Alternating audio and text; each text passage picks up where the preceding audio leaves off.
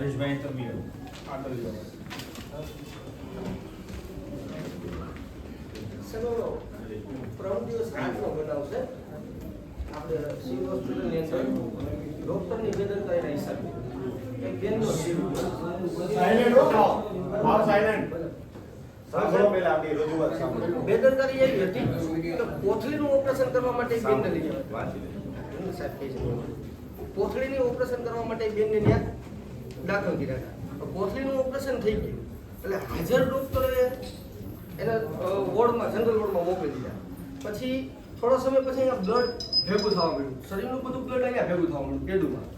એટલે હાજર ડોક્ટરે એવું કીધું કે એક નસ કપાઈ ગઈ હોય એના હિસાબે બ્લડ ભેગું થઈ ગયું, ઓપરેશન કરવાનું છે. મૌખિક કોઈ જાતની આ લોકો પાસે જે પીડિત પરિવાર છે એની પાસે સહી કાંઈ લીધી નથી.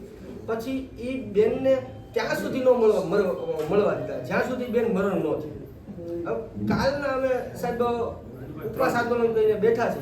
હાલ સુધી કોઈ તંત્રએ અમને જવાબ નથી આપ્યો અને અમારી માંગણી એવી છે કે ફોરેન્સિક રિપોર્ટ આવે એટલે જે કંઈ જવાબદાર ડોક્ટરો છે અને એનો સ્ટાફ છે એની વિરુદ્ધ ફોજદારી ગુનો દાખલ કરવામાં આવે અને આ શાંતાબા હોસ્પિટલની અંદર જે ગરીબ લોકો પાસેથી ફી લેવામાં આવે છે અલગ અલગ રિપોર્ટની, એના સાહેબ અધ્યક્ષ સ્થાને તમે છો તો સાહેબ તમારે સાહેબ આ લોકો છે એનું થોડું વિચારવું પડે કે આ લોકો આ સરકારી હોસ્પિટલ છે અને ન્યા પૈસા લે છે, ત્યાં પછાત લોકો જ આવે છે, ગરીબ લોકો આવે છે, કોઈ સાવકારો ત્યાં સાહેબ સેવા લેવા આવતા નથી.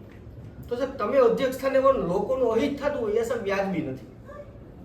આ તદ્દન બંધ કરવામાં આવે અને પ્યોર સરકારી હોસ્પિટલ, ભલે એ શાંતાબા જનરલ હોસ્પિટલ હલાવે અમને કાંઈ વાંધો નથી અને કદાચ એને ન પોસાતું હોય તો એ સરકારને સુપરત કરી દે.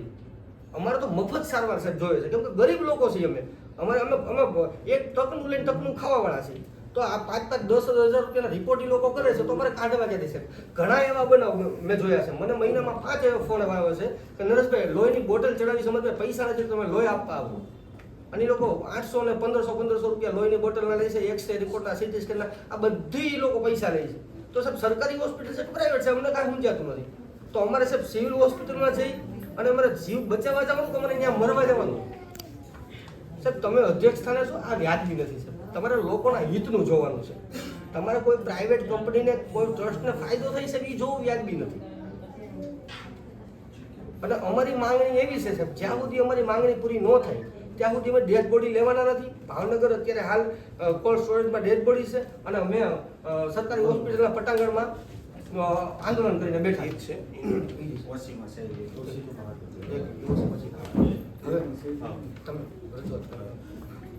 સાહેબ આજે જે બનાવ બન્યો છે અમે દેવપૂજક સમાજનો એક કાર્યકર્તા છું. તો આ રીતે આ દીકરાને જે બેનને મારી નાખવામાં આવ્યા છે અને ખોટી રીતે જે અત્યારે વેદના સહન કરે છે તો એને ન્યાય મળે, યોગ્ય તપાસ થાય અને જે તે ડૉક્ટર જવાબદાર છે એને કાયદેસર કાર્યવાહી કરવામાં આવે, એને ગુનો દાખલ કરવામાં આવે અને જે કાંઈ તમારે કાર્યવાહી સરકારી પ્રમાણે થતી હોય એ તમે કરો અને અમને આમાંથી ન્યાય અપાવો એવી અમારી માંગ છે. મારી 2 મિનિટ છે. અમારી એક બીજી એવી માંગ છે કે આ બેન જે અત્યારે હાલ ઓફ થઈ ગયા, જે કાંઈ ઘટના બની છે એ પ્રમાણે અમારો એવું આ બધા જે છે આવી રીતે કોઈ પણ સમાજની દીકરી, આજે અમારા દેવપૂજક સમાજની જે બેન છે એવું નહીં પણ કોઈ પણ સમાજની દીકરી જે ગરીબ લાચાર અને વ્યક્તિ લોકો જે અહીંયા આવે છે એને કઈ ખબર પડતી નથી કયું તમે ઓપરેશન કરો છો.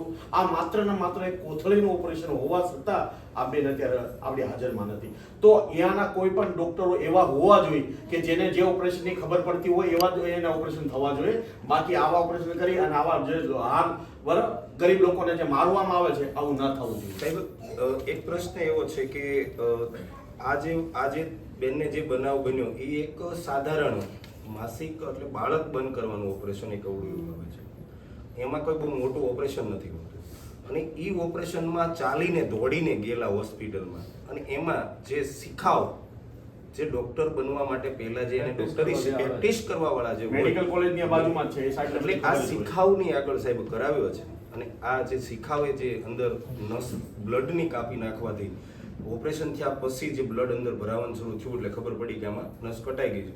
પણ અમને સાહેબ ન્યાયના જાણવા મુજબ એવું મળ્યું છે કે ન્યા જાજો શિખાવની આગળ આ બધું કરાવવામાં આવે છે. કોઈ એમડી નથી હોતું એમડી કોઈ હોતું નથી, ખાલી શિખાવની આગળ આ ઓપરેશન કરવામાં આવે છે. અને આ નાના વર્ગ જે ધોડીની ક્યાંય ન જઈએ કે એની માથે દાવ, જીવની ઉપર દાવ ખેલીને એને કાપવામાં આવે છે અને બચી જાય તો ઠીક છે, ન બચે તો આ એક ડેટકો સમજે છે અમને. જ્યારે આ શીખવા માટે જતા હોય ને ત્યારે ડેટકની માથે ઓપરેશન કરતા હોય. આ અમારા સમાજને ડેટક સમજે છે કે આ સમાજ કોઈ દિવસ આગળ નહીં હાલે. અને રહી વાત, અત્યારે અમે એની પાસે માંગણી કરી કે આ ઓપરેશન કરનાર ડૉક્ટરનું નામ શું હતું, સ્ટાફનું, તો એ નામ નથી આપતા. પીએમ રિપોર્ટ ઉપર ભાવનગર અત્યારે અમે મોકલાવ્યા છે, પીએમમાં અત્યારે બૈરા નિર્ણય જ પડી છે. તો અમને રાતોરાત એવી જાણવા મળી ગયું છે કે અહીંથી ટ્રસ્ટીઓએ, મેનેજમેન્ટોએ ફોન કરીને એવું કીધું છે કે અમારા પગ ઉપર કુવાડા વેપન છે, એટલે તમે ત્યાંથી થોડુંક પાછા પગ રાખજો ને અમારી માથે કોઈ આફત આવે નહીં, એવું થોડુંક ધ્યાન રખાવજો. એટલે ત્યાંથી પણ અમને તરત જાણવા મળ્યું, એટલે અમે લાશ લીધી નથી સાહેબ. એટલે તમારી આગળ અમે એવી અપેક્ષા લઈને આવ્યા છીએ કે આ બૈરાને નહીં પણ એની પાછળ 5 બાળકો છે, એને ન્યાય મળે. અને આ એનો છુપાવા કરે છે, એટલે અમે હજી રાજકોટ કે પછી જામનગર પણ આનું બીજું પીએમ રિપોર્ટ કરાવવા જશું. એવી તમે પણ અમને નાના માણસોને જરાક મદદરૂપે થાય અને ન્યાય મળે એવી અમને સાથ સહકાર આપજો. સાહેબ, આમાં કેવું છે, અત્યારે જાજા ભાગે અમારે આ સમાજ અશિક્ષિત અને લાચાર શોષિત વર્ગ છે. આમાં સક્ષમ લોકો હોય અને કોઈ કેપેબલ હોય તો આનું ઘણું બધું કરી શકે, પણ અમે તમારી પાસે આશા લઈને આવ્યા છીએ. તમે અમારા માવતર, અમે અમારી પાસે, અમારી ભાષામાં, દેશી ભાષામાં તમે માવતર કહેવા. આને નિસ્વાર્થ ભાવે અને તટસ્થ તપાસ કરીને જે કંઈ ડૉક્ટર આમાં જવાબદાર છે એને કડકમાં કડક આગલા પગલાં લઈ અને એને તમે તાત્કાલિક ધોરણે કાયદેસર કાર્યવાહી કરો એવી અમારી રજૂઆત છે. અને આ જે પરિવાર છે, ગરીબ પરિવાર છે, એનું મુખ્ય મોભી વહી ગયું છે, એટલે મુખ્યમંત્રી રાહત ફંડમાંથી જે તે યોજનાઓમાંથી સહકાર, જે કાંઈ આર્થિક રીતે સહયોગ મળવા પાત્ર હોય એ મળે એવી અમારી આપશ્રી સાહેબશ્રીને રજૂઆત છે. અને આવી ટ્રાય કોઈ બીજા જે કોઈ બેન ઉપર કે કોઈ દીકરી ઉપર ના થાય. બરાબર, આ જીવ છે, 5 દીકરાની માં હતી, 5 દીકરાની માં હતી. મૌખિક લઈ મૌખિક સાહેબ મોકલે છે. ठीक है, आप लोगों का फॉरेंसिक टीम થઈ ગયા છે ભાવનગર, એને રિપોર્ટ કાઢી ત્યાં પર વાત કરી લેજો અને કોઈ પણ ફોરેન્સિક ટીમ સત્ય હશે એ જ આપશે. ઠીક છે, એમાં કોઈ વાંધો નથી. અને જે પણ ડૉક્ટરની અગર ભૂલ પણ નીકળશે તો કાયદેસર કાર્યવાહી. સાહેબ, આવા બનાવો હોસ્પિટલમાં આપણે અનેક વખત બન્યા છો, એક વખત નથી. એમાં અમે કમિટી બનાવીને બધા જ બનાવ્યું. તમારા અધ્યક્ષ સ્થાને બને આ કરજો. હમણાં સર અને એક બીજો બનાવ private છે. આ ખાનગી ડોક્ટરો છે, પણ હું તો એમ કહું છું સરકારી ડોક્ટરો, સરકારી પેનલ એક બનાવો અને એને પછી તપાસ થાય ને તો તથ્ય બધું બહાર આવશે. બીજો બનાવ હજી 15 દિવસ પહેલા સાહેબ 15 દિવસનો બનાવ છે. સાંભળો તમે. એમાં ભનુભાઈ ઝીલિયા કરીને બાબરાના છે, બાબરા. દેવી પૂજક છે અમારા, એનો છોકરો છે મયુરભાઈ કરીને, એને ડિલિવરી કરવા જે બેન આવેલા, એને ડિલિવરી દરમિયાન એને સીઝર આવ્યું હતું. એ બેનને સીઝર આવ્યું હતું, નોર્મલ ડિલિવરી થઈ નથી. સીઝર દરમિયાન જે બાળક કાઢવામાં એને આ રાંધામાંથી 2 કટકા કરી નાખ્યા. નાના બાળકને, શિશુને 2 હાડકા તોડી નાખ્યા. અને એને પરિવારને જાણ કરવામાં આવતી નથી. 7, 8, 8 દિવસ છોકરું ત્યાં રીબાય છે, દુઃખી થાય છે, હેરાન છે. પછી છેલ્લે એને હાડકાના ડૉક્ટરને બોલાવી અને તપાસ કરાવ્યું તો આખું હાડકું તૂટેલું હોય છે. એની કોઈ તટસ્થ તપાસ થતી નથી. અહીંથી પરિવારને રાજકોટ રિફર કરવામાં આવે છે, ત્યાં એનું કોઈ સાંભળતું નથી. હજી પરિવાર કાયદેસર ત્યાં રઝળે છે, એ દીકરો હજી ત્યાં રઝળે છે, એને કોઈ ન્યાય મળ્યો નથી, એની ફરિયાદ થઈ નથી. સાહેબ, મેં બધે અરજી અપાવી છે તો મારું કોઈ સાંભળતું નથી કે એ પરિવારનું કોઈ સાંભળતું નથી. 15 દિવસમાં 2 બનાવશે.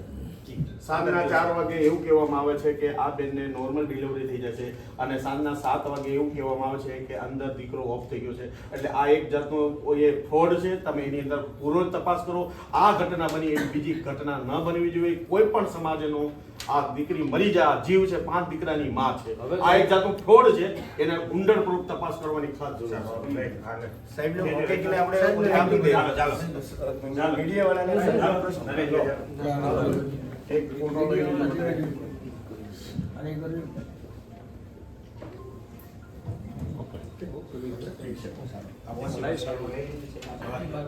સાહેબ, અમારે વધારે આંદોલન ન કરવું પડે એનું ખાસ. અને હજી બૈરા સાહેબ, તો મને તો હસવાના હિસાબે એમાં તાત્કાલિક સાહેબ, હજી બૈરા ભાવનગર પીએમ કસ્ટડીમાં છે. આપ શ્રી